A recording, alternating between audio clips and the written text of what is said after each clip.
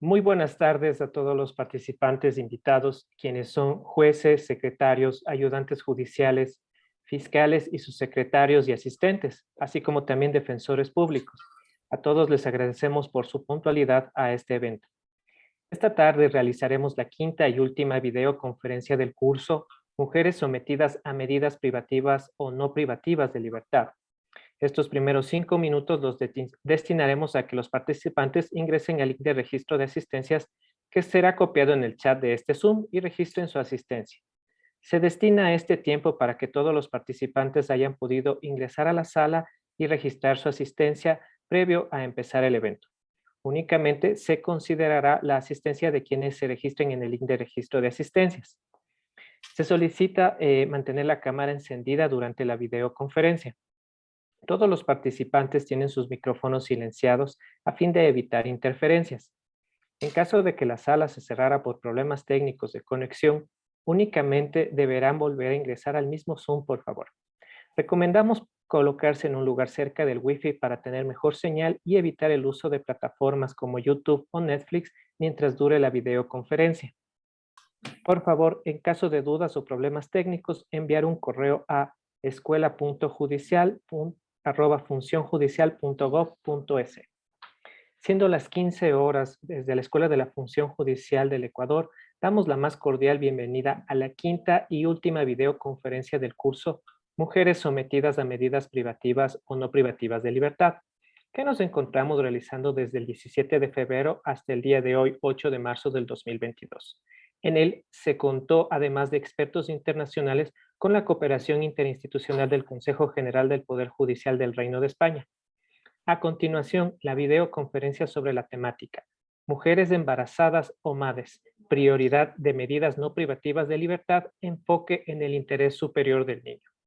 Para ello, contamos con la participación de la doctora Cintia Soledad de Tano, quien es abogada con maestría y orientación en curso de Derecho Penal por la Universidad de Buenos Aires, UBA, y también fue docente de la misma universidad, actualmente en la Universidad de Morón.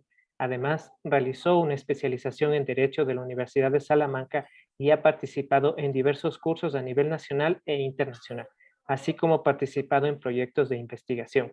Ha realizado publicaciones en revistas y en cuanto a su experiencia profesional, actualmente labora en la Defensoría Pública Penal. Tiene la palabra doctora de Tano, bienvenida. Bueno, muchas gracias, buenas tardes, espero que se encuentren muy bien. Nuevamente agradecer esta oportunidad de poder participar en estas conferencias y especialmente hoy extender un saludo en el Día Internacional de la Mujer. Como bien ha señalado, en el día de hoy vamos a enfocarnos a las mujeres embarazadas o madres, analizando la prioridad de las medidas no privativas de la libertad en estas situaciones particulares y enfocando en el interés superior del niño. Simplemente les comento que en el día de hoy les hice llegar, espero que lo hayan recibido, cierto material que es optativo obviamente, que simplemente es la Convención de los Derechos del Niño y 2 opiniones consultivas que están vinculadas con la temática que vamos a desarrollar en el día de la fecha. Una vez más los invito para que ustedes puedan también volcar no solo sus inquietudes, sus consultas, sino también sus experiencias. Me parece que es una temática enriquecedora en la cual también sería interesante que ustedes vuelquen o levantando la mano para pedir la palabra o a través del chat por escrito, como hicimos en las conferencias anteriores, las experiencias, si tuvieron casos de los vinculados con mujeres embarazadas o mujeres madres donde se aplicaron medidas no privativas de la libertad, y poder también un poco escuchar cómo es la situación en Ecuador.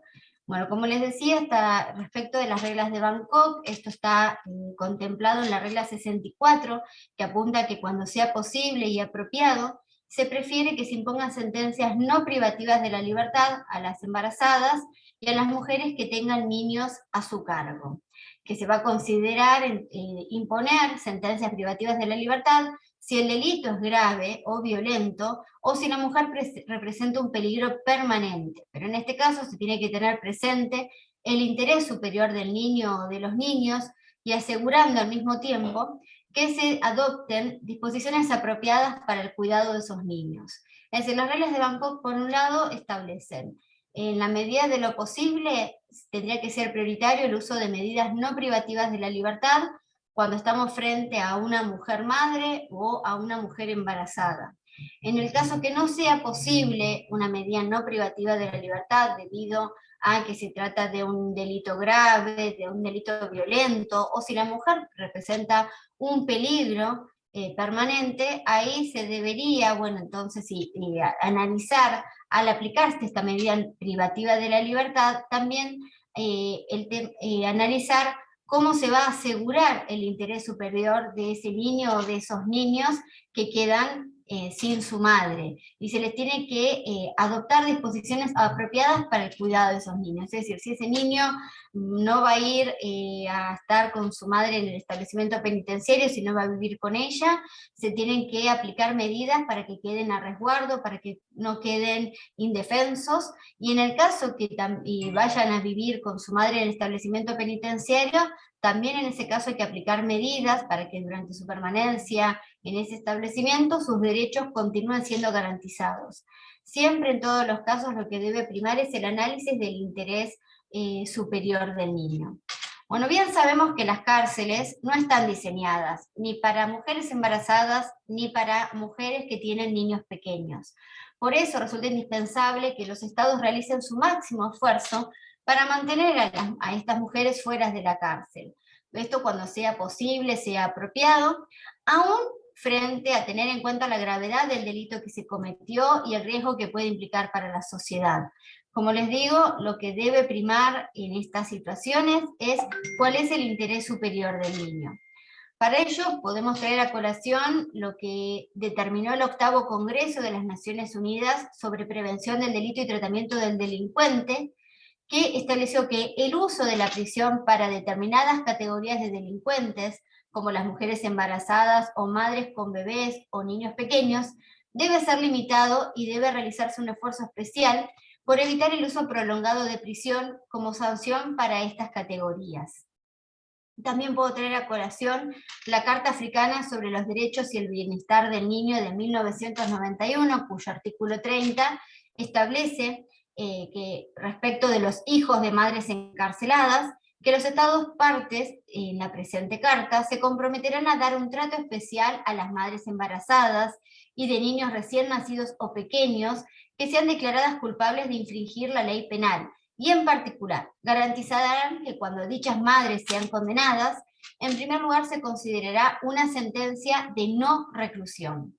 Establecerán y proveerán medidas alternativas al internamiento institucional para el tratamiento de dichas madres.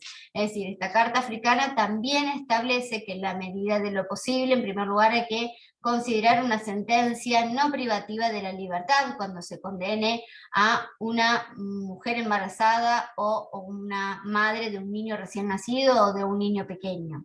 Y que se promoverán medidas alternativas a la internación institucional.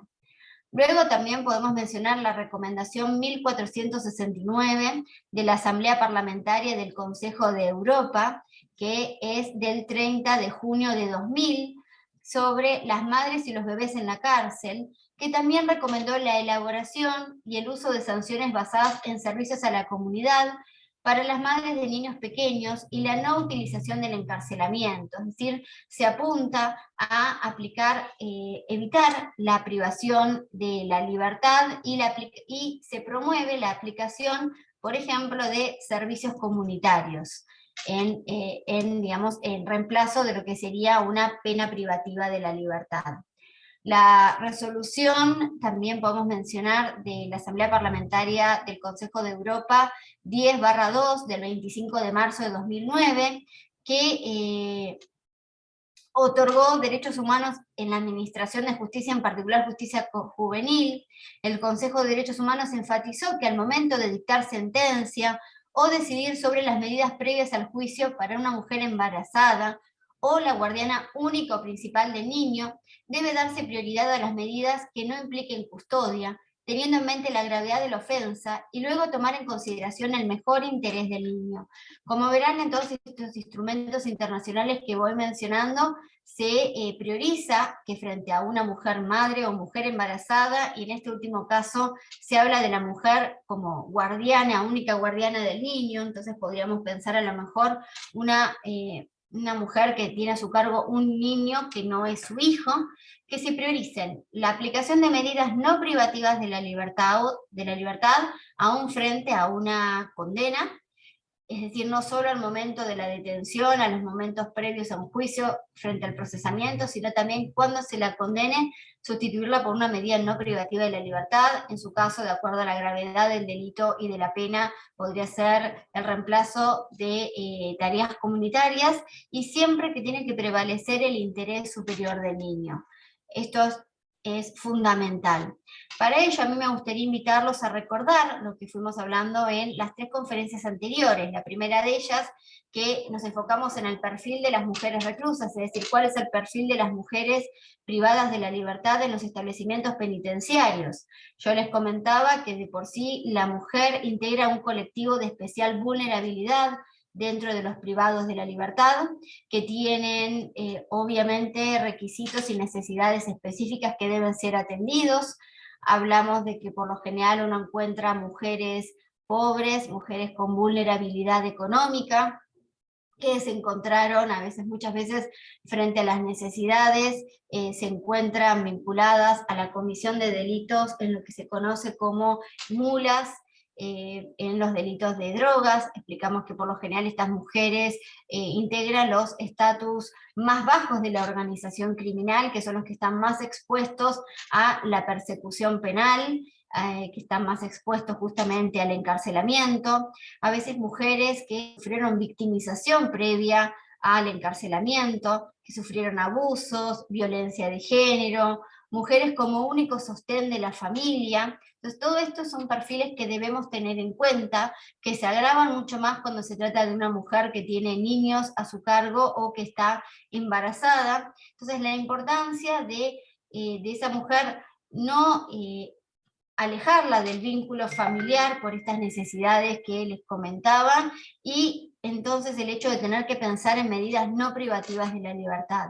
Entonces, no solo tenemos que pensar en una mujer que tiene a su cargo niños pequeños, también puede ser que sea un hijo que sea no de 3, 4, 5 años, que por lo general son los límites que establecen las leyes de cada país, sino también que puede ser que tenga a su cargo un niño que tiene una discapacidad. Entonces también contemplar estas situaciones específicas. Además de recordar cuál es el perfil de las mujeres que encontramos en los establecimientos penitenciarios, pensar en esto de lo que vimos en los encuentros anteriores, las medidas no privativas de la libertad con una visión de género. Entonces podemos hablar de acuerdo a la gravedad del delito, al historial delictivo de la mujer, al historial de vida de esta mujer, a la necesidad también de las víctimas y la necesidad de la sociedad, pero también contemplar, por otro lado, como les decía, la situación especial de la mujer. Podemos pensar, recordando rápidamente, en otras medidas no privativas como son las sanciones verbales, que puede ser una amonestación, una reprensión o una advertencia. Pensar en la libertad condicional, puede ser una libertad condicional desde el inicio de la causa, es decir, que la persona se encuentre con una medida de excarcelación sujeta a determinadas obligaciones, una pena privativa de derechos o inhabilitaciones y no una pena privativa de la libertad. También podemos pensar en sanciones económicas y en penas en dinero, como ser multas sobre los ingresos calculados por días, siempre teniendo en cuenta, como les dije en su oportunidad, multas económicas que sean de posible cumplimiento, porque hay que tener en cuenta también la situación económica de esa mujer. Como otra medida no privativa, la incautación o la confiscación de los bienes vinculados con el ilícito penal. Mandamiento de restitución a la víctima o de indemnización, podemos pensar en medidas de un resarcimiento económico, una reparación integral, una conciliación. Luego, suspensión de la sentencia o condena diferida, un régimen de prueba y de vigilancia judicial, la imposición de servicios a la comunidad, es decir, que la persona tenga que llevar adelante servicios comunitarios, tareas comunitarias, la obligación de acudir regularmente a un centro determinado, como puede ser un centro de rehabilitación para las adicciones, un centro de rehabilitación vinculada con una adicción al alcoholismo, o puede ser centros de asistencia psicológica. También se puede pensar en una medida como ser el arresto domiciliario, que si bien estamos con una medida coercitiva, como lo es una prisión preventiva, por lo menos cambiar el ámbito donde esa persona va a cumplir esta medida y que sea en su domicilio o en alguna institución o un hogar, en el cual también pueda estar, por ejemplo, con sus hijos, pensar en esas situaciones, o por ejemplo combinar sanciones de las mencionadas o alguna otra sanción que pueda aplicarse, alguna otra medida no privativa de la libertad. Después, por ejemplo, se puede pensar para asegurar que esa persona siga vinculada al proceso y que no incumpla con sus obligaciones, la implementación del uso de una tobillera electrónica, que se pueda también aplicar en esos casos. Después también podemos pensar en lo que sería, por ejemplo, escarcelar a esa madre o esa mujer gestante bajo la promesa de someterse al procedimiento y de no obstaculizar la investigación. Yo estoy yendo de lo que serían las medidas más laxas a medidas, digamos, que tienen un mayor compromiso o una mayor coerción. Siempre, como les dije, les reitero, hay que tener en cuenta cuál fue el delito que se cometió, la gravedad del delito, cuál es el riesgo, pero siempre con una visión de género. Luego tener en cuenta que también puede ser la obligación de someterse al cuidado o a la vigilancia de una persona o de una institución determinada, conforme a las condiciones que se le fijen. Esto puede ser que la persona regularmente reciba la visita o el llamado telefónico de asistentes sociales, o que un familiar o una institución se constituya como garante de esa persona, de que no va a incumplir con la excarcelación y que va a continuar sometida al proceso, que no va a entorpecerlo y no se va a fugar. La obligación de presentarse periódicamente ante el juez o ante la autoridad que él designe, puede ser la obligación de mensualmente concurrir a una comisaría o a la fiscalía, o como les decía, al juez de la causa. La prohibición de salir del país o de determinado ámbito territorial sin autorización judicial previa, la retención de los documentos de viaje, la prohibición de concurrir a determinadas reuniones, a determinados ámbitos, de visitar ciertos lugares, de comunicarse o acercarse a determinadas personas, siempre que no se afecte el correcto derecho de defensa. Después está el tema de la prestación de una caución real o personal, ya sea por sí o a través de un tercero, que puede ser voluntariamente suplida por la contratación de un seguro de caución, si existe. La vigilancia del imputado, como les decía, mediante algún dispositivo electrónico de rastreo o de posicionamiento de su ubicación física. Y, como les decía, puede ser el arresto en su propio domicilio o en el de otra persona, y este arresto puede ser con vigilancia electrónica o con o sin vigilancia electrónica, o con la vigilancia de un patronato, que con cierta regularidad, como les decía, llame a esa persona o se apersone en el domicilio. Estas son todas posibilidades que se pueden pensar como medidas no privativas de la libertad, que se pueden aplicar desde el momento que la persona está siendo sindicada de la comisión de un delito y tiene que definirse si se la procesa con o sin prisión preventiva. Entonces pensar que si es una prisión preventiva tiene que ser la última ratio, es la medida que justamente más, que conlleva justamente una mayor coerción. Entonces pensar en aplicar al momento de procesarla de una medida que sustituya la prisión preventiva. También tener en cuenta estas medidas durante el encarcelamiento de la persona, si no se decidió en los albores de la prisión preventiva, pensarlo que puede ser revisable esa prisión preventiva en el tiempo, sin necesidad de que se cumpla el plazo estimado por ley como máximo para que una persona esté en esta situación de prisión preventiva. También pensarlo como una medida privativa al momento que se la condena, es decir, en vez de ser una condena que se tiene que cumplir efectivamente en un establecimiento penitenciario, sustituirla por alguna o algunas, una combinación de las medidas no privativas, o se la condena, cumple un plazo en el establecimiento penitenciario y pensar sustituirla durante el plazo de ejecución de la pena por una no privativa de la libertad. Siempre tener en cuenta la visión de género, tener en cuenta, como les dije, la situación especial de las mujeres, los requerimientos especiales de las mujeres privadas de la libertad, tener en cuenta su historial previo, su historial de violencia o de abuso, su historial de adicciones, y tener en cuenta si tiene hijos menores, si está embarazada. También puede ser una persona que está privada de la libertad y queda embarazada durante esa privación de la libertad, entonces en ese momento activar una medida no privativa de la libertad en pos del interés superior del niño. El interés superior del niño lo vamos a encontrar en el artículo 3.1 de la Convención sobre los Derechos del Niño, que establece que en todas las medidas concernientes a los niños que tomen las instituciones públicas o privadas de bienestar social, los tribunales, las autoridades administrativas o los órganos legislativos, una consideración primordial a que se atenderá será el interés superior del niño.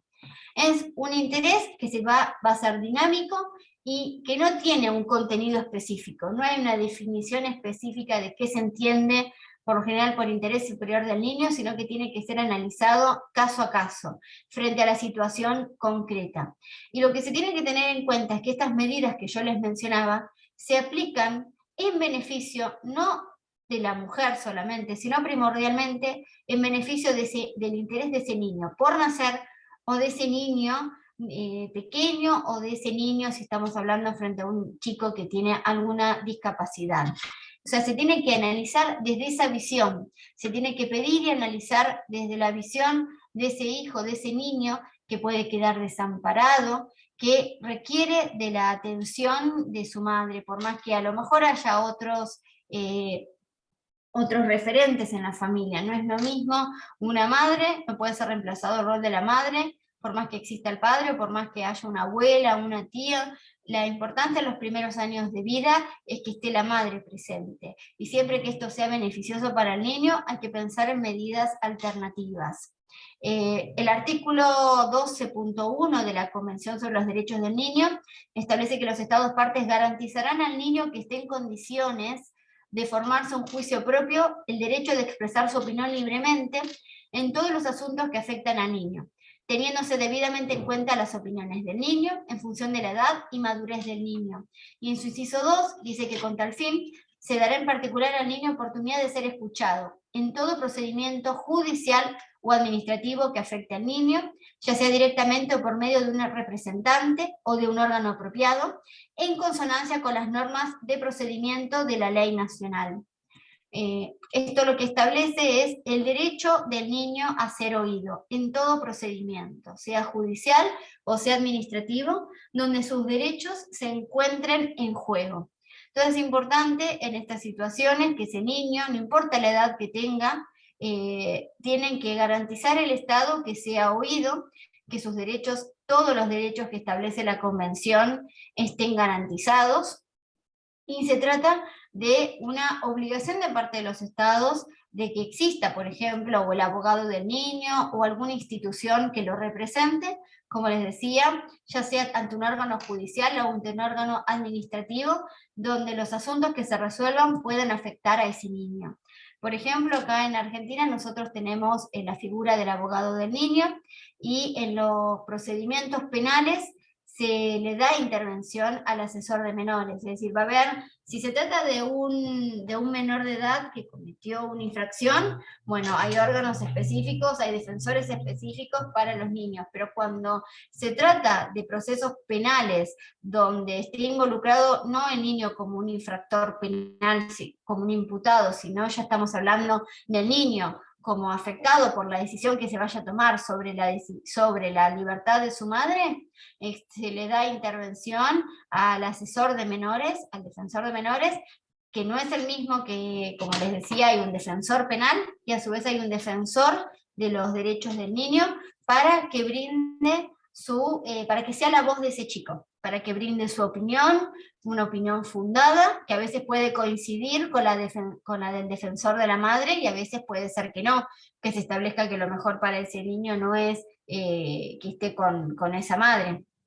Entonces es importante que escuchar al niño a través de un organismo, a través de un defensor, de un asesor de menores.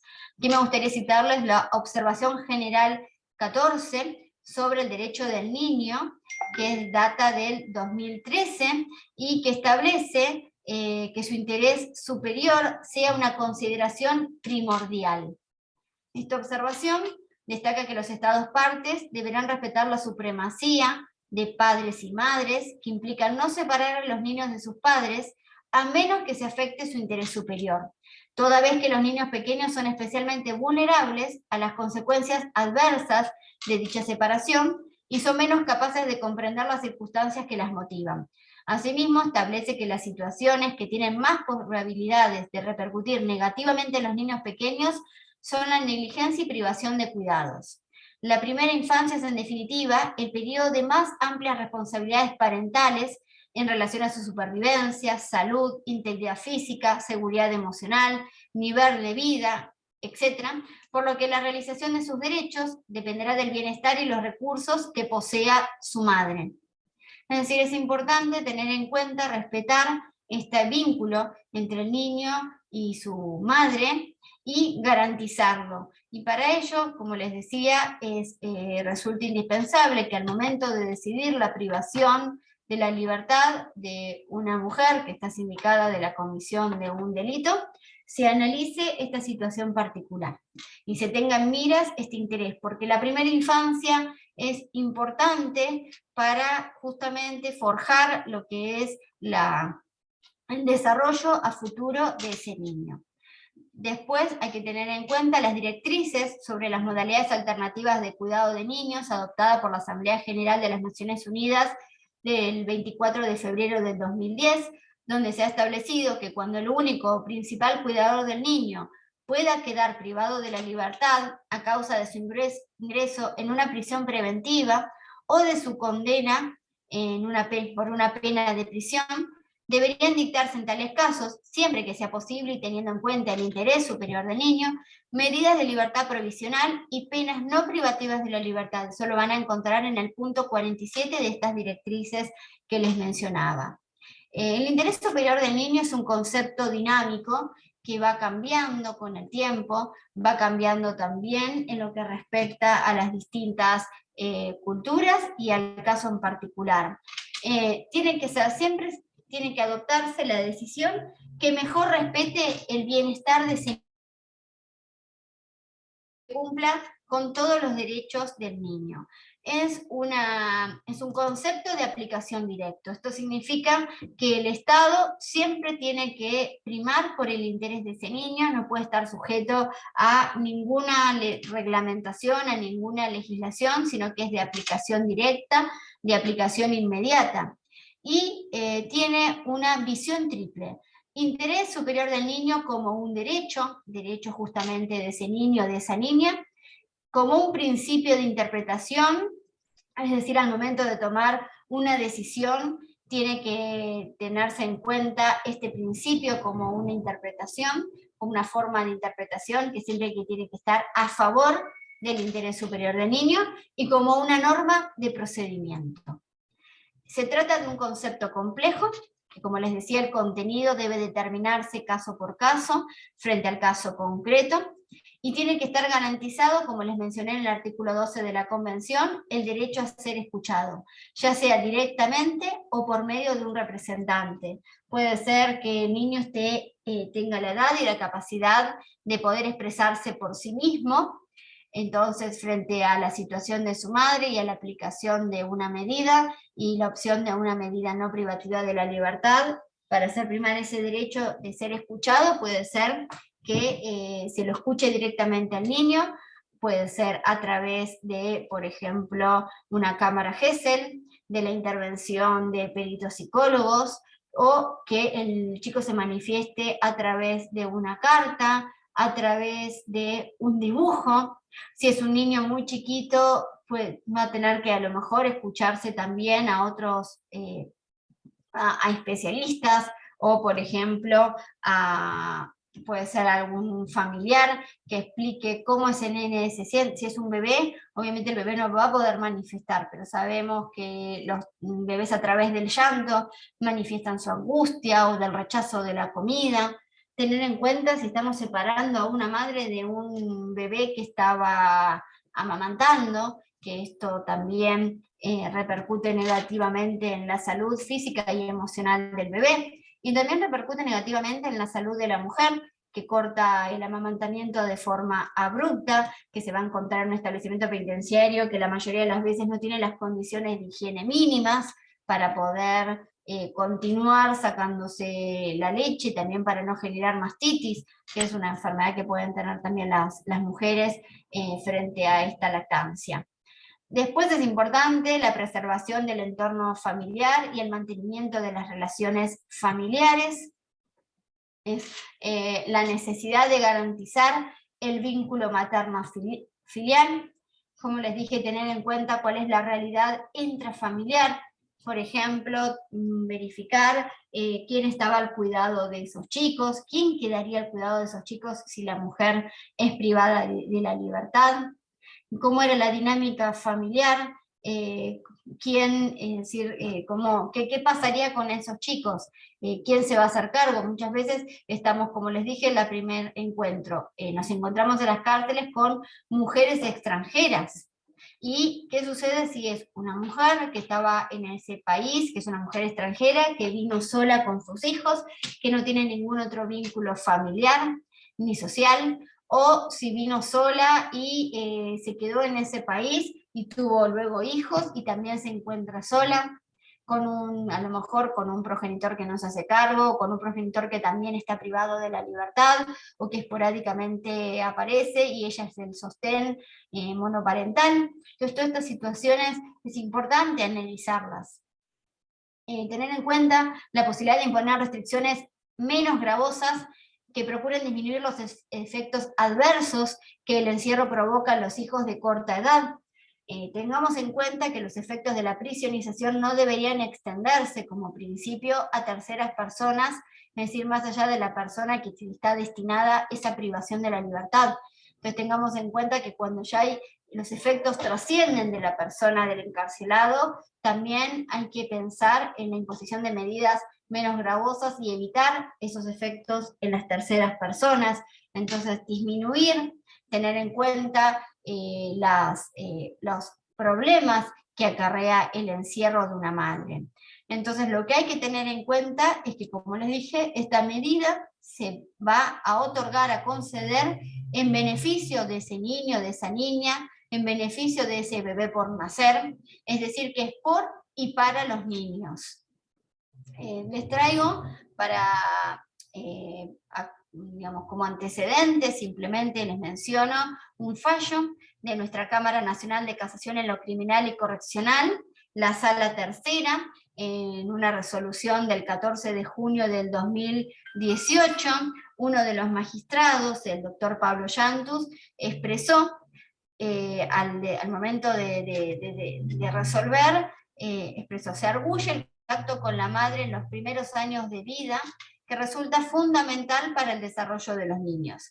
Por eso mismo, se procura mantener unidos a las madres del niño existiendo dos opciones legislativas. La primera es la privación de la libertad de la madre y el niño, la más frecuente en los órdenes jurídicos latinoamericanos, y la otra es disponer la prisión domiciliaria de la madre. Evidentemente, la primera opción implica la privación de la libertad de un niño, sometiéndolo a las consecuencias lesivas de un proceso de institucionalización, solo para garantizarle su contacto con la madre.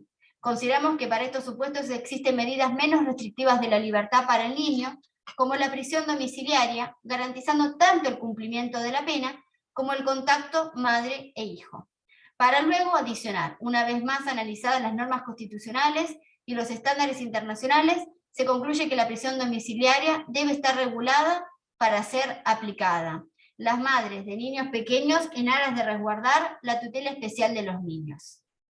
En tal sentido, debe tenerse en cuenta que el cumplimiento de la pena privativa de la libertad debe, como ideal, implicar únicamente ello, es decir, privar de un derecho al sujeto condenado, del derecho a la libertad.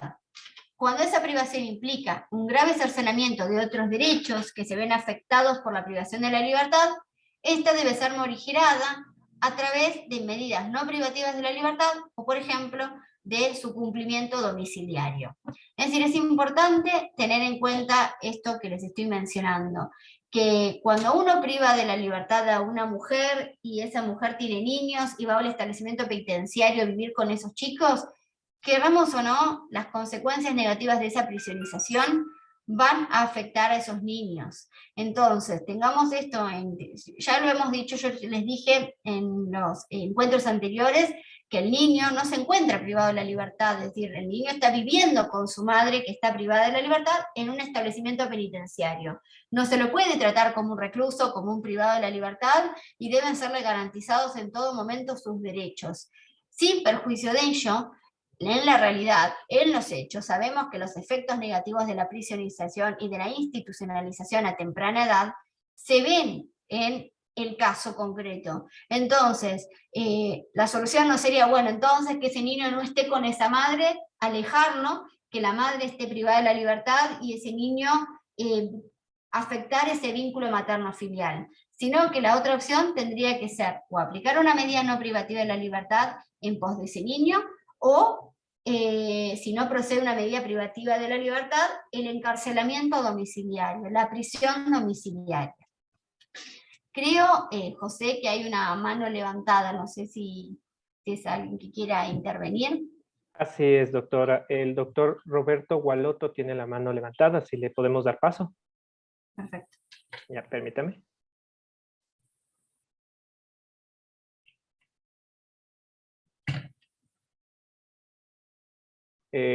Si puede activar el micrófono, doctor.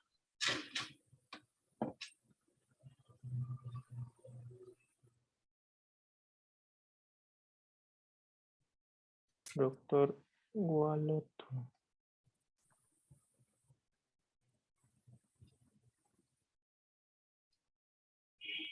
¿Puede intentar activar el micrófono, doctor?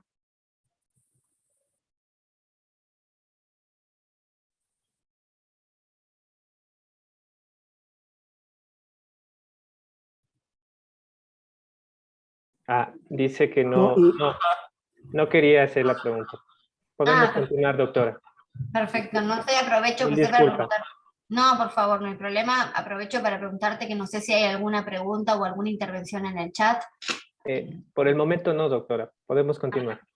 Perfecto, entonces retomamos. Como le decía,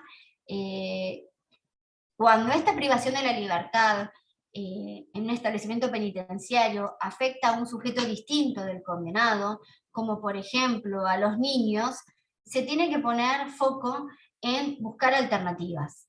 Y en este caso, como estamos analizando el tema de las mujeres madres y de las mujeres embarazadas, alternativas que tengan una visión de género y que alcancen a este colectivo que está especial, que además es un colectivo que representa una especial vulnerabilidad y que tiene requisitos y necesidades específicas. Por eso, como les decía, al momento de tomar esta determinación, lo importante es garantizar el bienestar de ese niño o de esa niña. Para eso hay que tener en cuenta de que ese chico está en riesgo de ser privado de las necesidades y oportunidades básicas, del riesgo de sufrir una victimización secundaria y despersonalización, el riesgo de que la situación general del menor se deteriore. Hay que tener en cuenta que muchas veces los chicos que se quedan, ya sea con otro familiar, o con otro referente afectivo o social, o en algunos casos van a hogares, ya que no hay otro referente que se haga cargo, y terminan institucionalizados, también pueden manifestar diferentes tipos de deterioros en su salud, ya sea en su salud física, como en su salud mental o psicológica. Es decir, pueden ser chicos que comienzan a tener trastornos o trastornos del aprendizaje, o que no son, o sea, que empiezan a deprimirse, que bajan su rendimiento escolar, o que no quieren comer, entonces, o que se empiezan a lesionar. Entonces, estas cuestiones, todo esto debe ser tenido en cuenta y ser analizado. También el riesgo de quedar distanciado de su madre, que es encarcelada. Tengamos en cuenta que una mujer, madre, que es encarcelada, tiene que garantizarse las visitas con sus hijos, que ya sean las visitas en el establecimiento, como también que tenga un contacto continuo, un contacto permanente. Es decir, aquella madre que es encarcelada y sus hijos no van a estar viviendo con ella, por el motivo que fuese, porque hay veces que las madres deciden que no quieren que sus hijos pasen por esa situación y no quieren que sus hijos estén en la cárcel con ellas. Es también su voluntad. Entonces, en ese caso, hay que tener en cuenta que se tiene que garantizar el vínculo. Y si el vínculo no puede ser garantizado, pensar en una medida alternativa o en una, como les decía, en un arresto domiciliario. Porque a veces uno tiene que pensar, tiene que garantizarse que la madre reciba la visita de sus hijos y que tenga un contacto continuo, permanente, ya sea de manera telefónica, con videollamadas, con ese chico, con ese niño, con ese hijo. Pero puede suceder que por cuestiones económicas no puede acceder a reforzar el vínculo, a mantener el vínculo, por cuestiones económicas, por cuestiones de tiempo, porque capaz el familiar que lo tiene a cargo no tiene la posibilidad de viajar hacia este establecimiento penitenciario porque trabaja, porque no tiene, como les decía, el dinero para hacerlo, o no tiene los medios. Y también podemos pensar en una situación en la cual ese niño o esa niña, cada vez que visita a su mamá en un penal, le hace mal, vuelve triste, vuelve afectado emocionalmente, vuelve afectado psicológicamente. Entonces, estas situaciones tienen que ser contempladas. Lo mismo al riesgo de caer en conductas antisociales. Chicos que, como les dije, empiezan a tener ciertos niveles de estrés, que tienen a tener a tener problemas con los vínculos, ya sea con sus cuidadores o con sus pares o en el colegio, o que empiezan a tener introspecciones y no quieren hablar, no quieren jugar, no quieren comer, o llegado el caso que intentan lesionarse, suicidarse. Todas estos riesgos tienen que estar contemplados en el caso concreto. Por eso yo siempre les remarco la importancia de analizar el historial de vida de esa madre y de ese niño, y ver cuál es la red socioafectiva que existe para poder ayudar a ese niño y a esa madre. Siempre igual hay que tener en cuenta que el chico necesita de su madre, por más que haya otro vínculo familiar, por más que haya haya una abuela, una tía, siempre la prioridad es, siempre que sea lo beneficioso para el niño, es que esté con su madre. Después, tener en cuenta la importancia de la lactancia materna, ya sea desde el punto de vista inmunológico, desde el punto de vista afectivo, como desde el punto de vista emocional. Cortar la lactancia o impedirla directamente, que ni siquiera se lleve a cabo, porque cuando el niño nace es separado de su madre, trae consecuencias para ese niño desde todos los niveles. Sabemos que, sabe que la leche materna, siempre que sea posible, se tiene que alentar el tema de la lactancia materna, como les decía, por los nutrientes, desde el punto de vista inmunológico, por la relación que se da en ese momento especial entre la madre y el niño, por la necesidad emocional de ese chico. No solo es alimento, sino también es un vínculo afectivo y emocional lo que se crea cuando hay una lactancia. Y cortar intempestivamente la lactancia trae consecuencias negativas tanto para ese niño o esa niña como para la madre. Tener en cuenta que la primera infancia es una prioridad social y resulta fundamental promover las acciones necesarias que tiendan a brindar las condiciones para que pueda darse la transmisión de amor, de cariño, de afecto, de cuidado, y valores que parten de la conservación de una mejor calidad de vida. Para ello no hay nada mejor que su madre esté presente, su madre en el caso concreto. En esta conferencia van a ver que estamos más, digamos, a lo mejor enfocados al interés superior del niño, porque en realidad es frente a una mujer madre, a una mujer embarazada, va a primar el derecho, tenemos que tener en cuenta el derecho de esa madre, de tener ese vínculo, pero tiene que primar el interés superior del niño. Por eso es que tanto le traigo a colación la Convención de los Derechos del Niño, las opiniones consultivas que se han dictado sobre estos temas específicos, como como les he comentado, la Carta Africana, es decir, siempre estar valorando esta situación. Ahora, específicamente, la observación general 7, dictada por el Comité de los Derechos del Niño, trata de la realización de los derechos del niño en la primera infancia. Se dictó en el 40º periodo de sesiones en el año 2006. Yo se las hice llegar por si es de su interés. Ahora les voy a dar un panorama de lo que establece esta observación general en relación al tema que nos ocupa. Esta observación, como les decía, lo que hace el comité mediante esta observación general es lo que busca es impulsar el reconocimiento de que los niños pequeños son portadores de todos los derechos consagrados en la Convención, y que la primera infancia es un periodo esencial para la realización de estos derechos. Es decir, tener en cuenta que todo el catálogo de derechos que está contenido en la Convención de los Derechos del Niño tienen que serle garantizados, y que son importantes que estos derechos sean realizados ya desde la primera infancia. Desde el periodo, es un periodo esencial.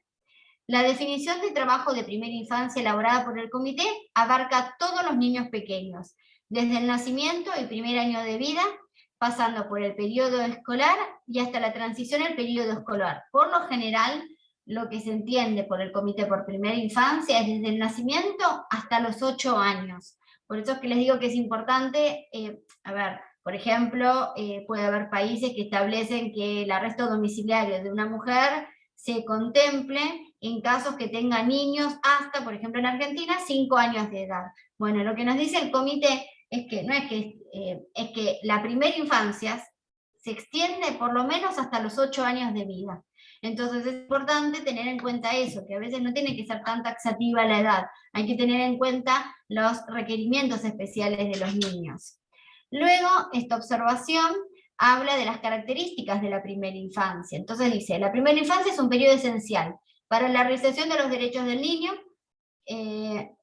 Los niños pequeños crean vínculos emocionales fuertes con sus padres u otros cuidadores, de los que necesitan recibir cuidado, atención, orientación y protección, que se ofrezcan de maneras que sean respetuosas con su individualidad y con sus capacidades cada vez mayores.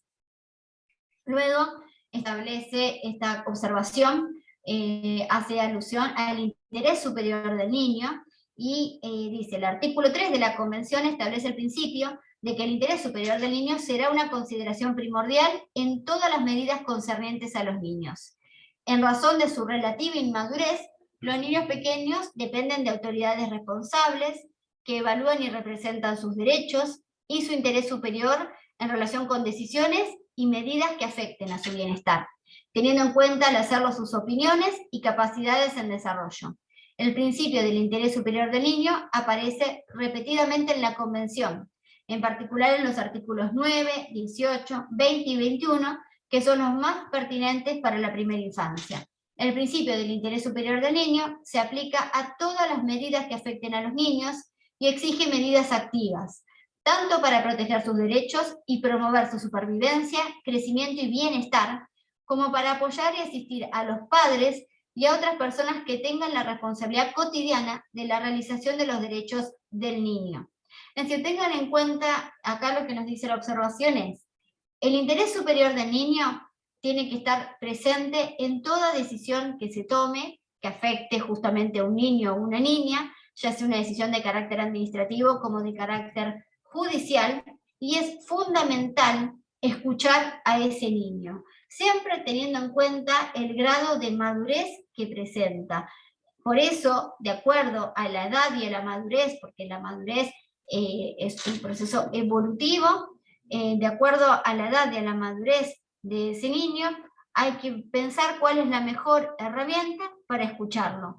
No es que porque sea un bebé o porque sea un niño pequeño o un niño que no puede darse a expresar con facilidad, bueno, entonces no se lo va a escuchar, sino que hay que buscar las alternativas y las herramientas necesarias para ver cuál es ese interés en el que se protejan sus derechos, se promueva su bienestar, su supervivencia y su crecimiento, y también se pueda apoyar y asistir a sus padres, en este caso a su madre, para que justamente en los hechos se realicen estos derechos del niño.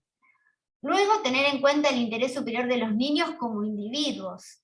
Todas las decisiones adoptadas en relación con la atención, educación, etcétera, del niño, deben tener en cuenta el principio de interés superior del niño, en particular las decisiones que adopten los padres, los profesionales y otras personas responsables de los niños. Entonces, esta observación general establece que se apremia a los estados partes a que establezcan disposiciones para que los niños pequeños, en todos los procesos legales, sean representados independientemente por alguien que actúe en interés del niño, y a que se escuche a los niños en todos los casos en los que sean capaces de expresar sus opiniones o preferencias. También esta opinión consultiva establece la importancia de respetar las funciones parentales. Entonces, nos dice que el artículo 18 de la Convención reafirma que los padres o representantes legales tienen la responsabilidad primordial de promover el desarrollo y el bienestar del niño, siendo su preocupación fundamental el interés superior del niño. Esto está contemplado en los artículos 18.1 y 27.2 de la mencionada Convención. Entonces, los Estados partes deberán respetar la supremacía de padres y madres. Ello implica la obligación de no separar los niños de sus padres, a menos que ello vaya en contra del interés, es decir, que esta separación justamente sea en el interés superior del niño. Los niños pequeños son especialmente vulnerables a las consecuencias adversas de las separaciones, debido a su dependencia física y vinculación emocional con sus padres o tutores. También son menos capaces de comprender las circunstancias de cualquier separación. Las situaciones que tienen más posibilidades de repercutir negativamente en los niños pequeños son la negligencia y la privación de cuidados parentales adecuados, la atención parental en situaciones de gran presión material o psicológica o de salud mental menoscabada, la atención parental en situación de aislamiento, la atención que es incoherente, acarrea conflicto entre los padres o es abusiva para los niños, y las situaciones en las que los niños experimentan trastornos en las relaciones, inclusive separaciones forzadas, y acá podemos pensar justamente en esto, en la separación de una madre de su hijo por una privación de la libertad. Entonces es una situación en la que está siendo forzada esta separación, o en las que se les proporciona atención institucional de escasa calidad. El comité apremia a los Estados partes a adoptar todas las medidas necesarias para garantizar que los padres puedan asumir la responsabilidad primordial de sus hijos, ayudar a los padres a cumplir con sus responsabilidades, en particular reduciendo privaciones, trastornos y distorsiones que son dañinas para la atención que se presta al niño, y adoptar medidas cuando el bienestar de los niños pequeños pueda correr riesgo.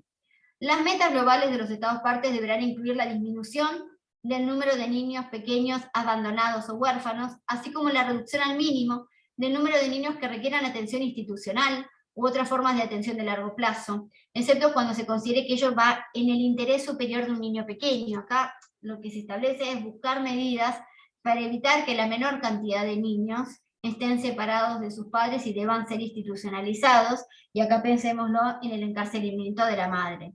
Tratar de buscar alternativas, como les dije, medidas no privativas de la libertad, o llegado el caso, pensar en un arresto domiciliario. También como otra medida se puede pensar que esa mujer que está siendo, por ejemplo, cuando se la condena, si podemos ser una mujer, que se la sustituyó por una medida no privativa de la libertad, llega al juicio, se la condena y el delito conlleva una pena privativa de la libertad. Entonces, lo que se puede pensar es sustituirlo por una medida no privativa, o que en todo caso cumpla es la pena en arresto domiciliario, o si no, si todas estas cuestiones no son posibles, se puede pensar en dilatar, en postergar la decisión de encarcelar a esa mujer. Eso tiene que ser una posibilidad, es decir, que no sea de cumplimiento inmediato esa privación de la libertad, ese encarcelamiento, y puede estar supeditado a esto, a que el niño crezca, a que el niño pueda tener una edad en la cual pueda, digamos, nunca es lo deseable, ¿no?, que un chico no esté con su madre, pero bueno, pensar a lo mejor en haber superado los primeros años de vida, y pensar en ese caso en postergar la condena a estas situaciones, frente a una mujer embarazada o a una mujer madre, siempre en el interés superior del niño. Yo les puedo comentar, recientemente en la defensoría en la que yo estoy, tuvimos un caso en el cual una mujer que era madre de 3 niños pequeños, el más chiquito de hecho lo estaba amamantando, se la detiene por un delito vinculado a la comercialización de estupefacientes. La mujer es privada de la libertad, sus hijos quedan al cuidado de una vecina, se trataba de una mujer extranjera que a muy temprana edad había venido a vivir acá a Argentina, se encontraba sola, sin ningún otro lazo familiar, es decir, no había venido con ningún otro familiar, había venido muy joven. Luego acá había tenido relaciones bueno, sentimentales, producto de esas relaciones tuvo estos 3 hijos que les comentaba. Los padres de estos chicos, algunos no se hacía cargo de la situación, es decir, había perdido totalmente vínculo, otro estaba privado de la libertad, entonces ella no tenía ningún otro familiar acá, lo único que tenía eran unas amigas que vivían en la misma pensión en la que ella se alojaba, y estos chicos quedaron al cuidado de estas vecinas, es decir, ella fue privada de la libertad en un establecimiento penitenciario, los chicos habían quedado en este hogar, en esta pensión. Lo más grave de todo era que los chicos, si bien durante el día estaban al cuidado de estas vecinas que hacían su máximo esfuerzo porque trabajaban, tenían una historia de vida también en la cual no les era fácil, también tenían hijos a su cargo, tenían que trabajar para poder mantener a sus hijos, tenían que cubrir las necesidades de sus hijos,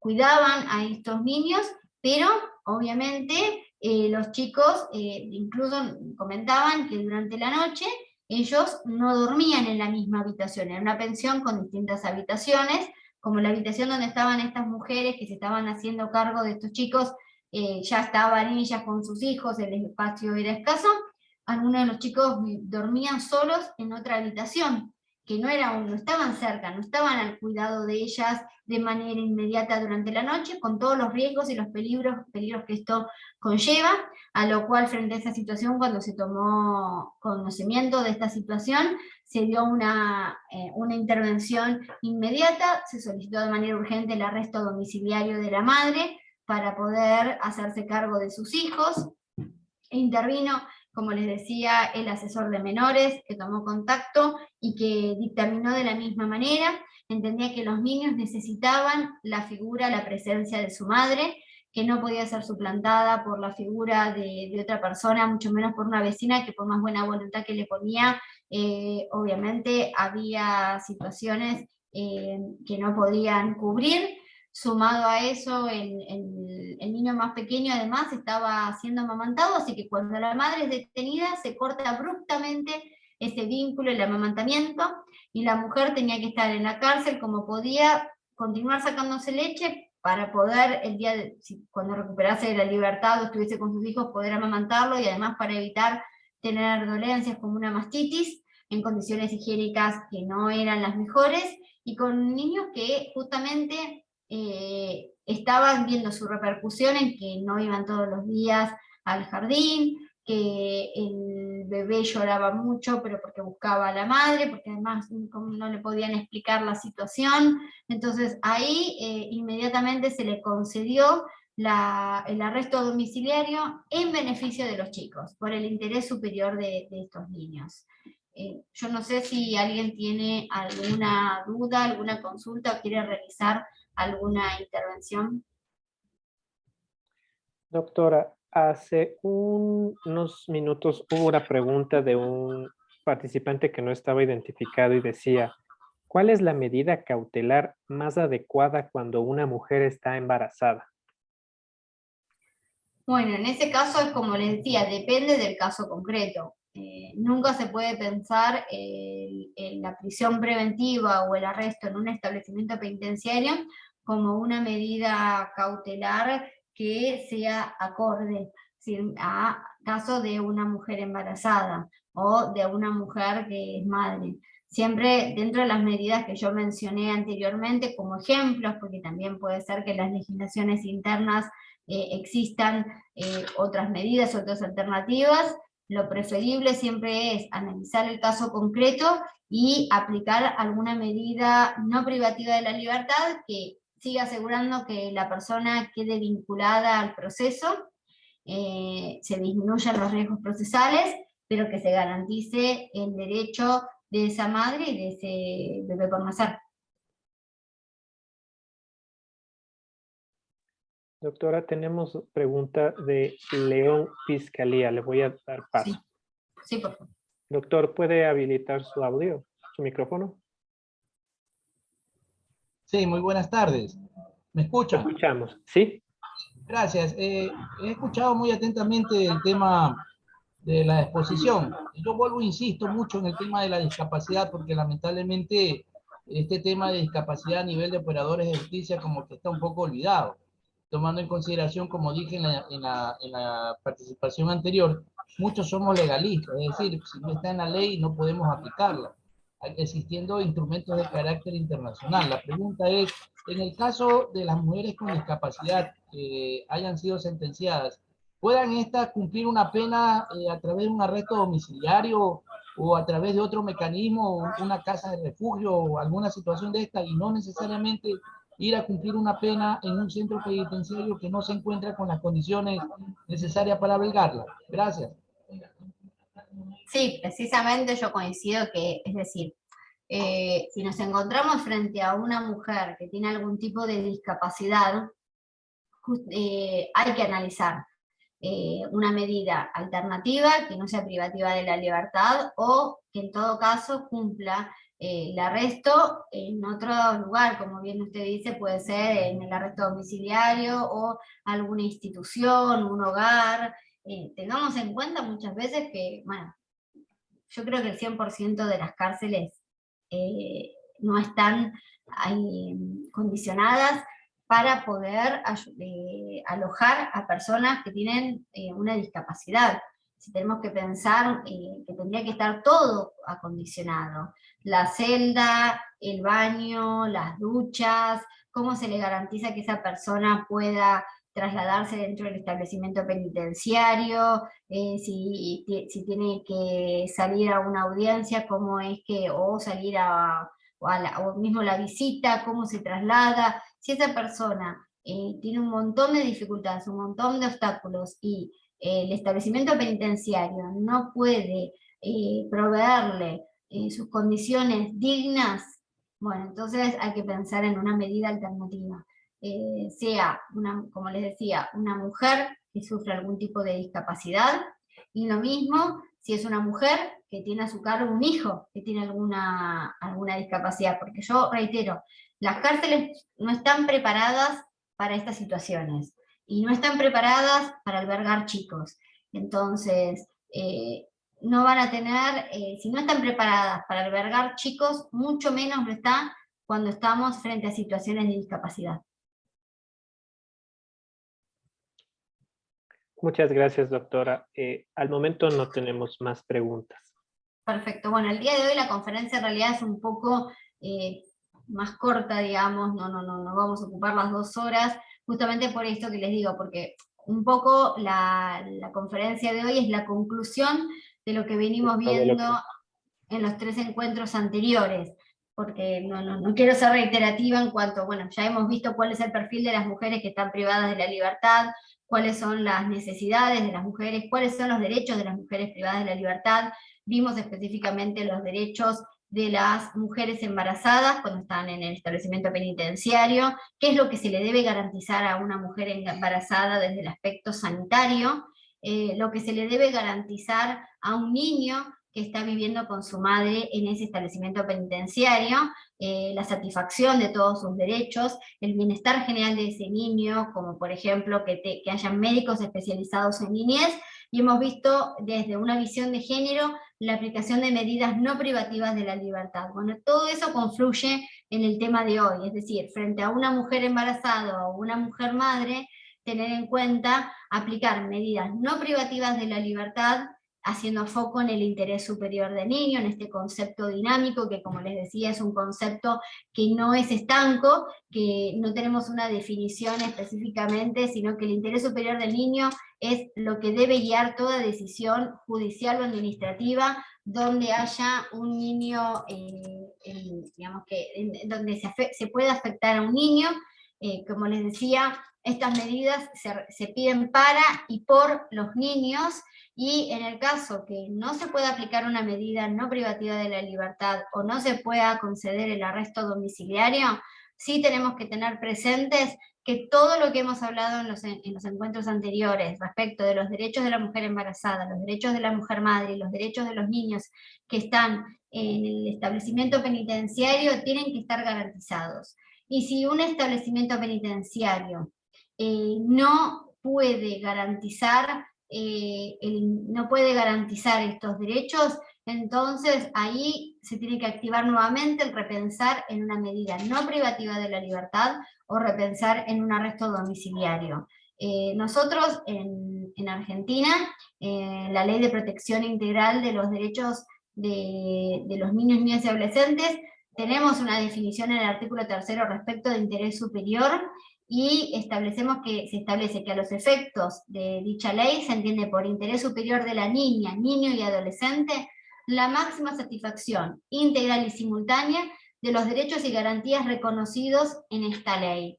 Se busca, como les decía, no hay una definición, no hay un concepto estanco, es un concepto dinámico y que tiene que ser llenado, por así decirlo, por la situación concreta, pero lo que se busca es la máxima satisfacción integral y simultánea de todos los derechos y garantías reconocidos a los niños, niñas, bueno, y en este caso, en esto que les comentaba de esta ley argentina, es a los adolescentes. Y, como les dije, en nuestro ordenamiento existe la figura del asesor de menores, que se le da intervención para que en el marco de los procesos penales, donde haya una madre o un padre que se lo priva de la libertad y se requiere un arresto domiciliario, también sea la voz, digamos, de ese niño o de esa niña.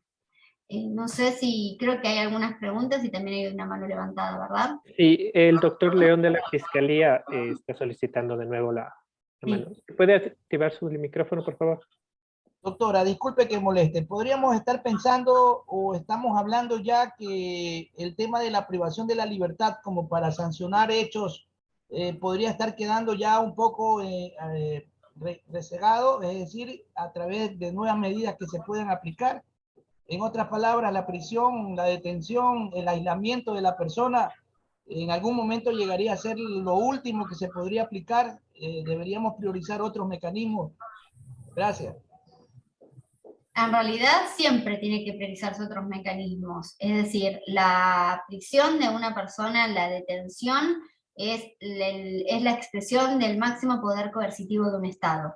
Es decir, tiene que ser siempre la última herramienta. Es decir, antes de determinar que una persona, por ejemplo, cuando acá lo que se dicta, cuando se dicta en nuestra Argentina el procesamiento de una persona, se determina si ese procesamiento es con o sin prisión preventiva.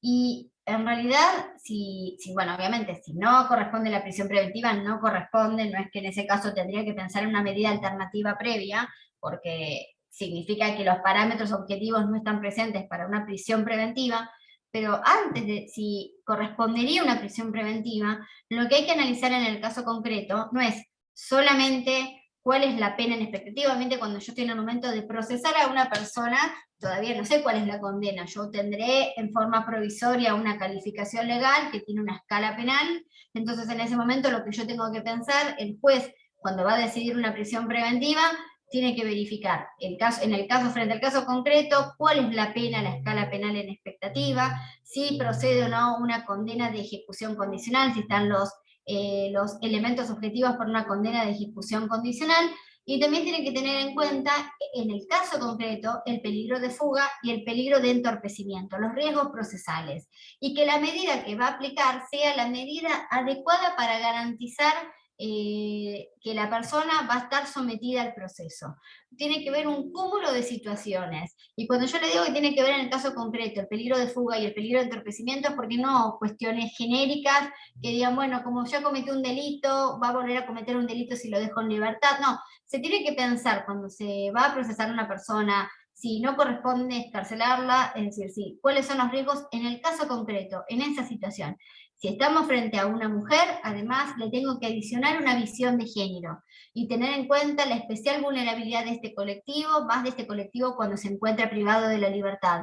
Y aún más tengo que adicionarle si me encuentro frente a una mujer madre o a una mujer que está embarazada. Siempre el arresto tiene que ser la última ratio, la última herramienta. Cuando todas las otras herramientas se fracasan o no se pueden aplicar en el caso concreto, ahí si no queda otra, bueno, aplicaré el arresto de la persona. Y si el arresto de la persona por estas situaciones puede ser suplido por un arresto domiciliario, ya sea en el domicilio de esa persona, de un familiar, de un conocido, o una institución del Estado, o en un hogar, como yo les mencionaba la otra vez, que pueden ser hogares que pertenecen, por ejemplo, a una iglesia, a una parroquia, pensar en esas alternativas. Máxime cuando estamos frente a niños que necesitan a sus madres, o mujeres que están embarazadas, que reitero, las cárceles no están pensadas para alojar mujeres porque históricamente fueron pensadas para y por hombres,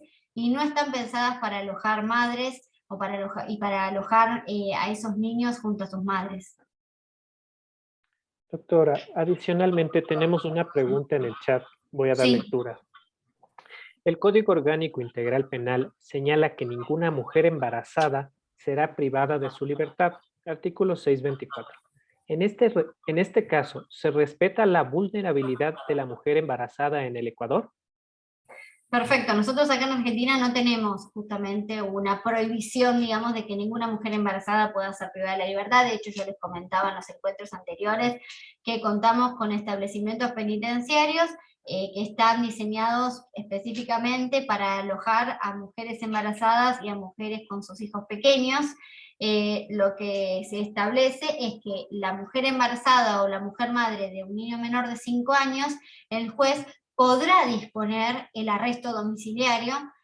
También se entiende que podría llegar a disponer, se puede plantear una medida no privativa de la libertad, una medida alternativa, y esto es más bien en Argentina jurisprudencial, y lo que últimamente se está buscando es diferir las privaciones de la libertad de las mujeres. O sea, esto es lo que se trata desde las defensorías, y que es algo, una cuestión casuística y una cuestión de jurisprudencia, de tratar de cambiar el pensamiento, y frente a una mujer madre o a una mujer embarazada, aplicar medidas alternativas no privativas, y si no, diferir lo que es el cumplimiento de la condena. Me parece muy acertado esta mención que tienen ustedes en Ecuador, de que ninguna mujer embarazada sea privada de la libertad. Porque, reitero, las cárceles no son un ámbito para las mujeres embarazadas. Muchas gracias por responder la pregunta. Al momento no tenemos otras preguntas ni tenemos levantada la mano. No sé si quiera agregar algo para concluir. No, yo creo que con esto, salvo que, reitero, si a alguien de lo que yo expuse le quedó alguna duda, alguna consulta, algo que yo no haya sido clara y quiere consultarlo, ya sea exponiéndolo o en forma escrita, y si no, si alguien quiere compartir alguna experiencia o alguna situación, o si tuvieron algún caso que esté vinculado a la temática, también creo que sería enriquecedor, que sería interesante. Si no, ya se podría dar por concluida hoy la intervención. Les invitamos a los participantes a levantar la mano. Tenemos nuevamente la mano del doctor León. Permítame un segundo. Sí. ¿Puede activar su audio, doctor? Doctora, disculpe que moleste. No. Disculpe que la vuelva a interrumpir. Una pregunta.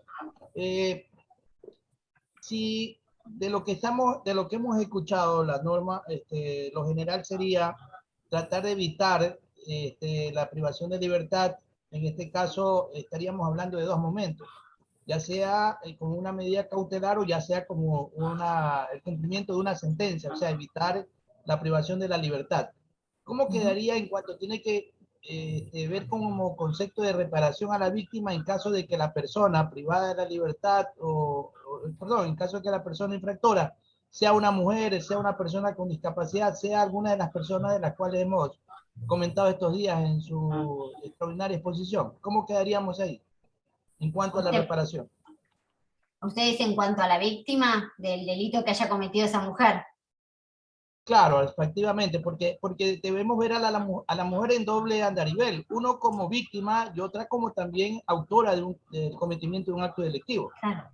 Si estamos pensando en una mujer como autora de haber cometido un acto delictivo y se le concede una medida no privativa o se le concede el arresto domiciliario, va por otro carril, creo que el resarcimiento de la víctima, porque en realidad tampoco es que una persona vaya a la cárcel, o sea, no es la única forma de resarcir, por así decirlo, a la víctima, y en estas situaciones particulares es como que hay que buscar que conjuguen varios derechos, es decir, el derecho de la víctima como también el derecho de esa mujer y, en el caso puntual de la conferencia de hoy, el interés superior del niño. Me parece que una mujer que haya cometido un delito, es lo que venimos hablando, hay que ver cuál es el historial previo.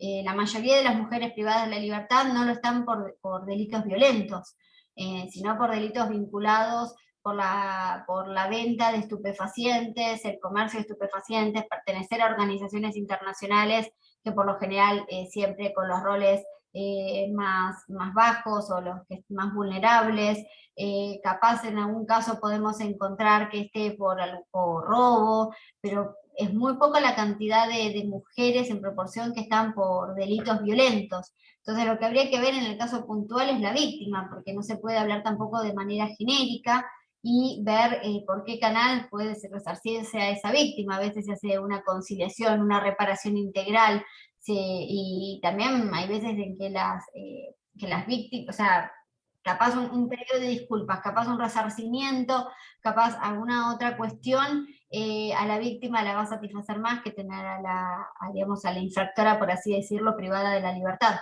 Entonces, también buscar esa conciliación en el caso concreto. Doctora, voy a dar lectura a una pregunta y continuamos con el doctor Celso Lascano. Permítame. Sí. Buenas tardes. Quería saber si en Argentina los pedidos de modificación de la pena de una mujer embarazada o con hijos se lo hace a través de un habeas corpus correctivo o ante el juez de garantías penitenciarias o su equivalente. No, en Argentina se hace en todo caso ante el juez a cuya disposición la persona se encuentra detenida. Nosotros la figura del habeas corpus la utilizamos con otro fundamento, digamos. El habeas corpus en Argentina se utiliza o por cuestiones vinculadas a la detención, pero no a las penas que esté o a la modalidad de la detención, sino a las cuestiones, por ejemplo, estructurales de una persona. Se puede hacer que se presente un habeas corpus porque la persona donde está alojada, les doy ejemplos, ¿no? Donde está alojada no puede acceder a trabajo, no puede acceder a educación, o está en una celda que no está en condiciones y requiere reparaciones. El habeas corpus se hace con esa finalidad. Y están los jueces específicos de habeas corpus. Ahora, todas las cuestiones vinculadas a la forma en que la persona cumple su detención, se va a hacer ante el juez que corresponda. Nosotros acá tenemos jueces de instrucción, que son los que, son los que intervienen en la primera etapa, hasta que se clausura la etapa de investigación y es elevada a juicio. Luego tenemos los jueces de la etapa oral, que son los integrantes de tribunales orales, y después tenemos los jueces de ejecución de la pena, que ya es cuando una persona es sentenciada y tiene que cumplir la pena. Esos son los tres, esos a nivel nacional. Pues en las provincias, por ejemplo, hay jueces de garantía, pero que son los jueces de la primera etapa. Después están los jueces de oral y los jueces de ejecución también. Entonces se hace el pedido, se tiene que fundamentar ante el juez de disposición en la cual la persona se encuentra detenida, y existe siempre la vía del recurso. Muy amable, doctora. Tenemos también levantada la mano del doctor Leonardo Lastra Lainez. Doctor, le voy a activar el audio. ¿Puede activar su micrófono?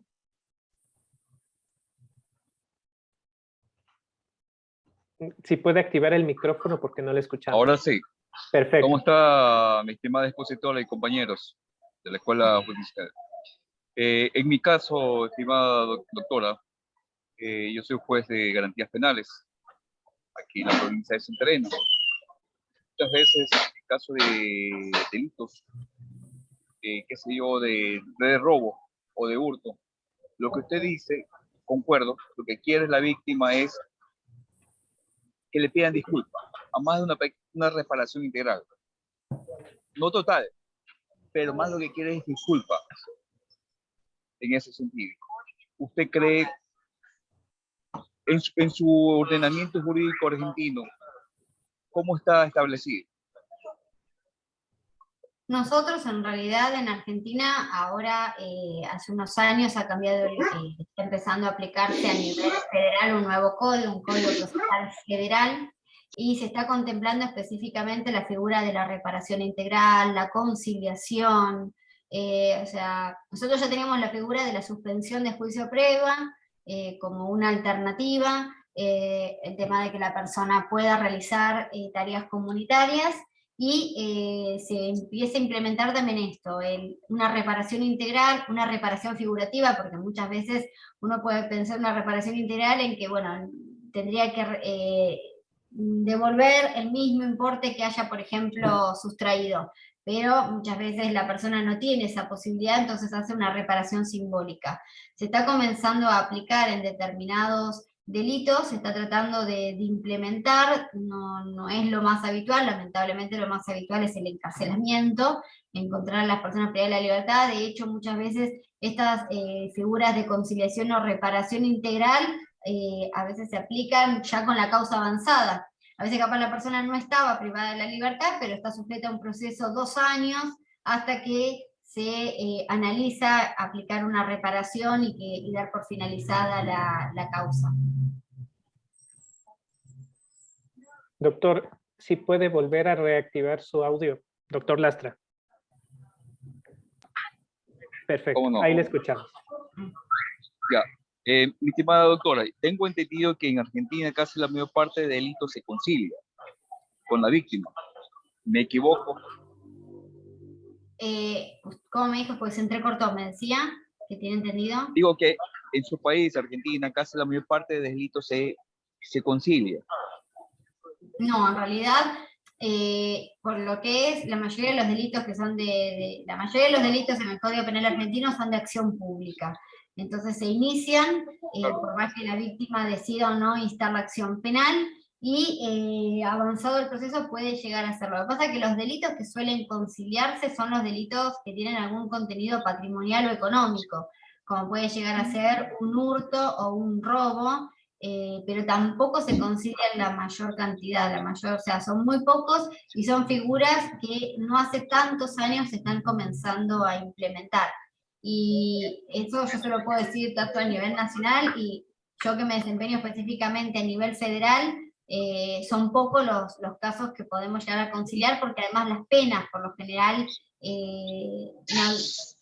frente a capaz a una estafa podemos pensar en una conciliación, pero una defraudación, un robo, un hurto a nivel federal, casi eso, como son todos delitos vinculados con corrupción, tráfico de estupefacientes, obviamente esos delitos quedan fuera de la posibilidad de algún tipo de conciliación o reparación. Y también lo que acá en Argentina se está tratando de promover desde las defensorías es que, por más que no haya una víctima definida, poder buscar una conciliación. Se sabe que para conciliar uno necesita una víctima, un nombre y apellido, una cara.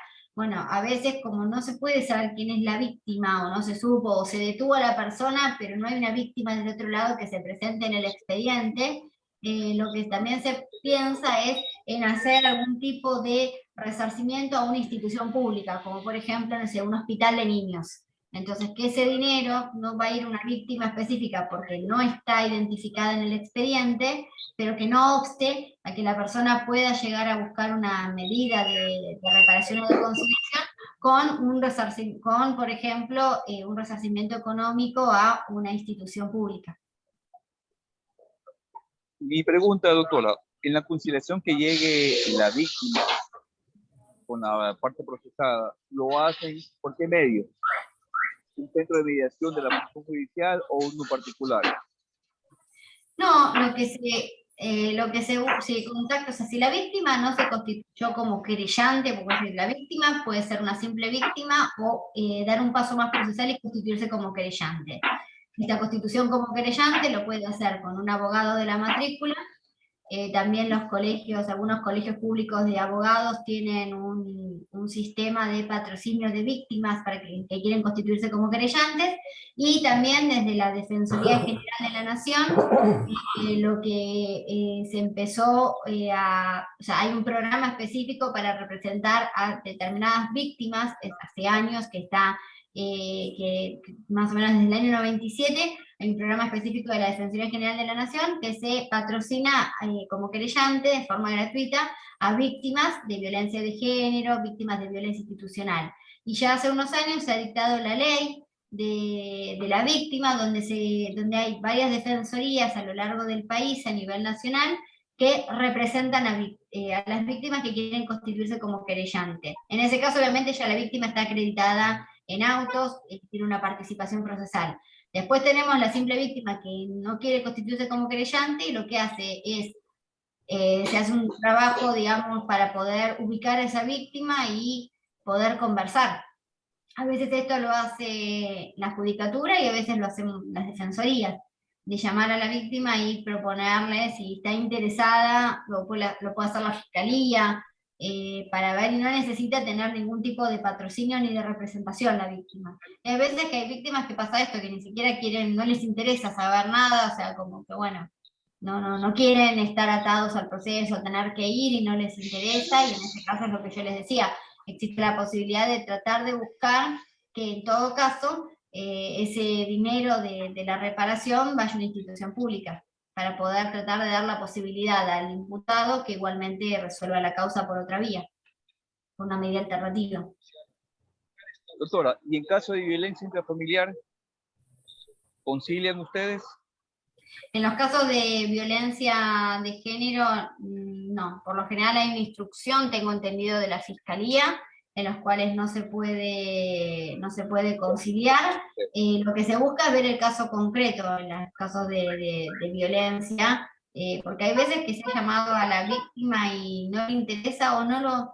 A veces son cuestiones capaz en la vía pública, hay algunos casos en los cuales se las caratula como violencia de género y la persona se la llama y no está interesada, o sea, no lo vivenció como una violencia de género.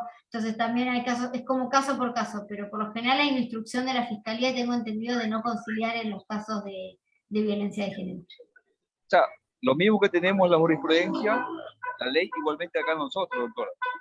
No hay en ese sentido. ¿Con qué fin? Con precautelar a la víctima en sí y al miembro del núcleo familiar. Porque no solo es la víctima en caso de violencia que las afecta, sino al núcleo en sí familiar. Claro. Claro. Muy amable, mi estimada doctora. No, por favor. Doctora, tenemos también la mano levantada del doctor Celso Lascano. Doctor, si puede activar su micrófono, ya está activado. Gracias, compañero coordinador del evento. Un agradecimiento a la señorita expositora. Yo quisiera que, más que como pregunta, me diera su opinión. Mi persona ha trabajado por varios años en el sistema penitenciario ecuatoriano y lamentablemente ciertas mujeres aprovechan ese estatus o ese privilegio que tienen de que a la mujer embarazada, si bien es cierto que tiene que tener todo el respeto del mundo, es obvio, pero a veces ellas hacen uso y abuso de ese derecho y de esa facultad, que inclusive no pueden ser privadas, digamos, no pueden ser detenidas, llevadas a una prisión, cuando por más que delito grave que hayan cometido. Y es así que de la experiencia mía, inclusive algunas mujeres decían que se les ha violado, se les ha vulnerado sus derechos humanos, porque se les requisaba en su cuerpo y, delicado decir, pero en sus partes íntimas, en sus partes netamente íntimas, se encontraba metido a veces envuelto en algún preservativo o alguna cosa como caucho, metido droga, marihuana u otro tipo de sustancias estupefacientes. Entonces, mi criterio es a la doctora, ¿qué le parece esta situación de que si a una mujer embarazada y para ver si está cometiendo algún delito, se lo puede o no se lo puede hacer una revisión? En conocimiento y con ese antecedente, inclusive ellas usan y abusan de esta facultad que tienen, que no se les puede detener. Gracias. Mire, respecto de eso me parece que hay, o sea, primero tiene que siempre primar la dignidad de la persona. Los que son los registros vaginales a nivel internacional están condenados y prohibidos. En todo caso, si se sospecha específicamente, porque tiene que haber una sospecha seria, de que una mujer esté ingresando, por ejemplo, al penal droga, los registros vaginales, como le dije, están prohibidos y en todo caso tendría que una médica llevar adelante en un consultorio médico, no en el medio de un pabellón, no en el medio sin la presencia de los agentes penitenciarios, puede llevar a cabo la revisación. También hay medios tecnológicos hoy en día sin necesidad de tener que someter a la mujer a una revisación vaginal. Es decir, entiendo que puede haber situaciones como en todo, como usted dice, a lo mejor de que uno pretende ampararse, pero por esos casos uno no puede generalizar. Para poder realizar una revisación tiene que haber una sospecha seria, no puede ser como lo que se llama como salir de pesca y ver si la persona a la que yo estoy, porque a lo mejor encuentro, pero simplemente porque me pareció que podía, sino tiene que haber una fundamentación y no tiene que ser una revisación realizada. Primero, tiene que ser en el marco de una revisación médica, justamente realizada por una médica, y siempre que se garantice la dignidad de la persona y también hay al alcance de otros medios tecnológicos para poder realizar digamos, los registros corporales.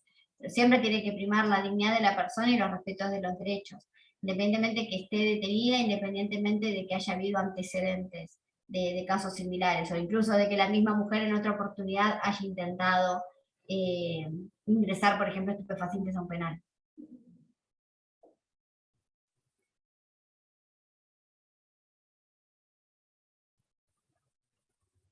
Doctor Lascano, si desea, puede activar nuevamente su micrófono. Sí, gracias únicamente por corroborar lo que manifiesta la expositora. Efectivamente, así es. Ante todo, si bien es cierto, las personas privadas de libertad están privadas de su libertad, pero jamás su dignidad, jamás su ser humano y sus derechos humanos.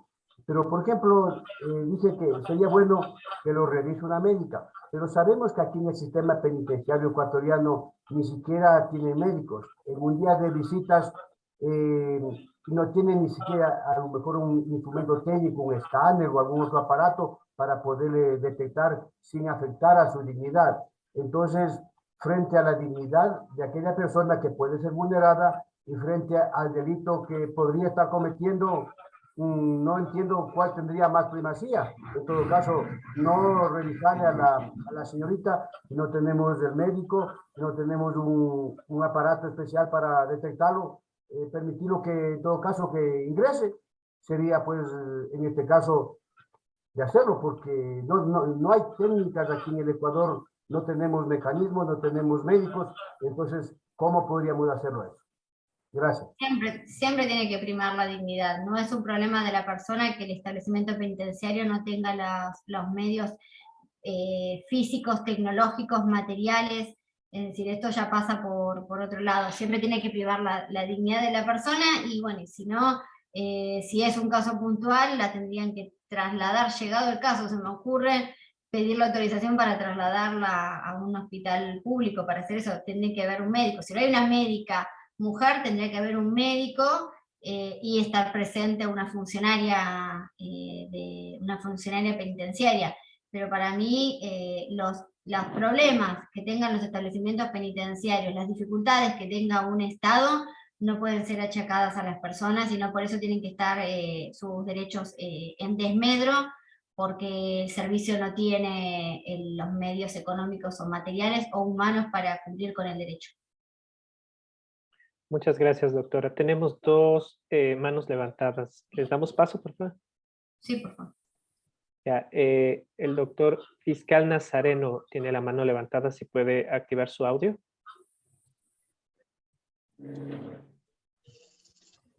Gracias. Doctora. Sí, buenas tardes. He escuchado detenidamente en relación a cómo se vive la medida de prisión preventiva, esta como medida cautelar en las mujeres. La pregunta es, allá en Argentina, ¿cómo hacen? Porque aquí pongamos en el Código Orgánico Integral Penal, la mujer cuando se encuentre en estado de gestación no puede quedar privada de la libertad por el delito que sea, sino ser notificada 90 días después del parto. Pero en el caso que exista una reincidencia, ¿no?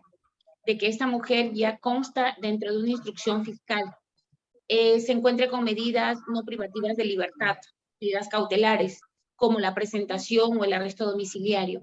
Pero esta persona continúa cometiendo otro tipo de acto ilícito, o el mismo, en este caso generalmente acá en el Ecuador, la mujer se presta como una mula para el microtráfico. Esta persona ya no gozaría de estas medidas cautelares allá en Argentina, de la medida cautelar no privativa de libertad, o se le iniciaría un proceso más, esto por incumplimiento de decisión legítima de autoridad competente, como es aquí en el Ecuador. En realidad acá en Argentina la mujer que está embarazada puede ir detenida. Si acá no existe esta prohibición que ustedes tienen de que hasta 90 días después del parto no se la puede detener, o sea, se la detiene. Acá, o sea, lo que tenemos que hacer es justamente presentaciones para tratar de ver que esa mujer se la reemplace por una medida cautelar no privativa o un arresto domiciliario. No existe, digamos, que si está embarazada no vaya detenida. Obviamente que si comete distintos ilícitos penales se irán acumulando en distintas causas. Al momento de decidir se tendrá en cuenta esa situación para ver si se le concede o no un beneficio o si tiene que ir detenida. Si hay que ver la situación también, lo que se ha logrado muchas veces, y más que nada capaz esto lo vemos en las provincias del norte argentino, es esto de las cuestiones de las mulas. Entonces lo que se busca es verificar, porque capaz la mujer uno la encuentra, cae varias veces como mula, pero es por la situación de extrema vulnerabilidad que vive. Entonces yo no la puedo juzgar de la misma manera que una mujer que no está en esa circunstancia. Por eso que yo les decía siempre ver ese historial previo, porque la extrema vulnerabilidad en la que se encuentra una mujer va a tener que hacer que yo, cuando vaya a aplicar una medida cautelar, decida una alternativa, piense en una alternativa. Si esa extrema vulnerabilidad no existe, bueno, obviamente la solución también va a ser distinta. No sé si eso más o menos contesta a su pregunta. Sí, o sea, ya estoy un poquito más clara que en Argentina no se da este tipo de tratamiento a la mujer embarazada, sino que directamente está siendo procesada y también privada de la libertad. Algo que también, algo que también hablaba en relación al abogado anterior, manifestaba que en los delitos de violencia intrafamiliar, violencia de género, cuando la víctima, en este caso es la mujer, la mayoría de los casos, no se da la conciliación. Eso lo manifestó ayer en el país de Argentina. Pero nosotros acá en nuestro Código Orgánico Integral Penal, con las reformas del mes de junio del año 2020, hasta esa fecha, de acuerdo al Código Orgánico Integral Penal, lo que era delito de conciliación, no había la conciliación, no había. Pero con esta reforma abrieron un artículo que es nos habla de la suspensión de sustanciación de proceso, ¿no? Es el artículo 351.3. Eso para nosotros, en el caso mío, porque yo soy agente fiscal de violencia de género, me preocupa demasiado, porque para mí es como una puerta a la conciliación, donde es la víctima, además de ser la víctima la que pide, para mí es como que se revictimiza para darle una oportunidad al agresor de acogerse a esta suspensión de sustanciación de proceso para que éste cumpla con ciertas medidas que impone el juez. Y además de eso no se toma en cuenta mucho porque exige una valoración psicosocial, pero esta valoración psicosocial depende de la vulnerabilidad. De igual forma no impide a que el juzgador le dé esa oportunidad. O sea, para nosotros acá como fiscales de la Unidad de Violencia de Género es muy delicado tratar ese asunto porque ya estamos viéndolo como una forma de conciliación. No, realmente no sé cuál fue la finalidad de los señores asambleístas en incorporar este artículo dentro del Código Orgánico Integral Penal. No sé cómo ustedes lo ven allá en Argentina, de acuerdo al tópico de acá que se ve en el Ecuador. No, acá, como les decía, en Argentina no se concilian ni se pueden estar sujetos a una reparación. Primero que la reparación por lo general no apunta a delitos económicos, que tenga algún aditamento económico. No se podría conciliar, se podría llegar a pensar en una suspensión de juicio o prueba, en algún tipo de... Es raro, a veces se puede estar sujeto a que la persona realice un tratamiento vinculado a cuestiones de género, cursos vinculados a cuestiones de género, pero obviamente, por ejemplo, si yo tengo un femicidio, no va a tener esa posibilidad. Es decir, esas causas no van a tener la posibilidad de ningún tipo de conciliación, ni de suspensión, ni nada. Es decir, va a estar siendo juzgado. Pero por lo general, de hecho, tengo entendido que hay instrucciones de la Fiscalía de en esos casos no tener ninguna medida alternativa, ni ninguna medida sustitutiva, ni nada. Es decir, se va directamente, en todo caso, a un juicio oral. Sí, algo a aquello, adicionarlo de que yo considero de que estos tratamientos de lo que es violencia acá deben de ser sistemas expeditos, rápidos, inmediatamente, porque la víctima lo que busca es una restauración, de que la justicia sea pronta, eficaz, rápida. Pero, sin embargo, con las reformas que hicieron en el mes de junio, dejaron esos tipos de delitos de violencia intrafamiliar y violencia física para un procedimiento ordinario donde se debe de dar una investigación dentro de una instrucción de 30 días, y realmente eso cansa a la víctima, una persona que se siente afectada en ese momento. Bueno, en este tipo de la audiencia de suspensión y sustanciación de procesos solamente cabe en ciertos delitos, no en delitos de femicidio, ni tampoco delitos sexuales, en lo que se produce solamente en violencia física y violencia psicológica, donde también, de acuerdo a la violencia física, su incapacidad demostrada por el Departamento Médico Legal no supere de 30 días. No, acá, por ejemplo, a mí se me ocurre que podría llegar a ser alguna suspensión de juicio o prueba en un caso de violencia, de violencia verbal, por ejemplo, o a través de los medios, no sé, un acoso. Podría ser una persona que a través de llamadas, de mensajes de WhatsApp, o sea, pensar en eso, a lo mejor se puede llegar a pensar en una suspensión de juicio o prueba para que la persona, cuando no haya violencia física, digamos, mucho menos, como le dije, en cuestiones de agresión sexual, o femicidios, en esos casos no hay posibilidad. Y acá, como no hay, a ver, de hecho nosotros en este momento, por ejemplo, hace unos años, todo el Poder Judicial tenemos que realizar cursos que se llaman de la ley Micaela, porque es a raíz de situaciones en las cuales mujeres han denunciado violencia de género, no fueron oportunamente escuchadas, y luego se han visto los peores desenlaces. Se entendió que la justicia necesita también capacitarse en cuestiones de género, y todos tenemos que realizar cursos en el ámbito de nuestro trabajo vinculados a estas leyes para poder detectar estas situaciones, para no demorarlas y para que la investigación sea lo más rápido posible, no solo porque se cansa a la víctima, sino porque muchas veces la violencia va escalando hasta situaciones totalmente lamentables. Así es, así es. Muchas gracias. No, por favor. Gracias. Doctora, tenemos la última mano levantada del doctor Rafael Quispe. Vamos a darle paso. Por favor. Doctor, ¿si puede activar su micrófono? Muy buenas tardes. No sé si Lo escuchamos. ¿Sí?